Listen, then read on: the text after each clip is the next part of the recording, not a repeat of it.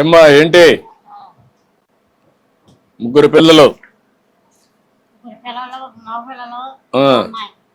అమ్మాయి అమ్మాయి ఏం చేస్తుంది? అల్లుడు కూడా పొలం పనేనా? ఎందుకు చదివించలే వాళ్ళ నువ్వు?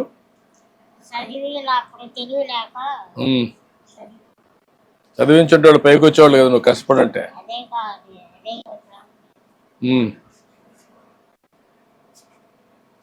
ఇప్పుడు మనవరాలు బాగా చదువుకోవాలనుకుంటున్నావా?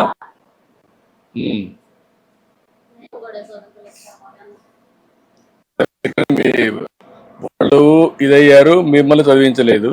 కనీసం ఈ పిల్లల్ని చదివిస్తే వాళ్ళ జీవితాలు బాగుపడతాయి.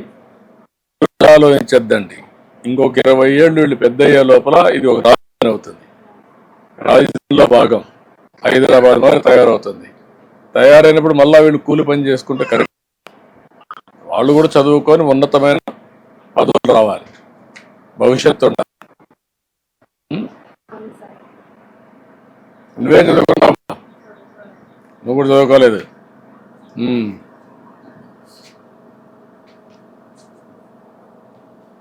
నువ్వు కూడా కూలి పనికి పోతావా? అదే పిల్లలు కాబట్టి ఇంటి దగ్గర ఉంటారు, పిల్లల్ని చూసుకొని ఎప్పుడు నా టైం ఉంటే పోతారు కదమ్మా. వేరే పనులు ఏం చేసుకోలేరు ఇప్పుడు, కొత్త పనులు ఇంట్లోనే చేసే పనులు కానీ అవన్నీ మీరు కూడా, నేను అవి కూడా మాట్లాడతాను. మీరు ఇంటి దగ్గరనే ఉండి కొంత ఆదాయం సంపాదించుకునే మార్గాలు అవి కూడా వర్కౌట్ చేద్దాం, పిల్లల్ని చదివించుకుంటాం. ఓకే పదంబా.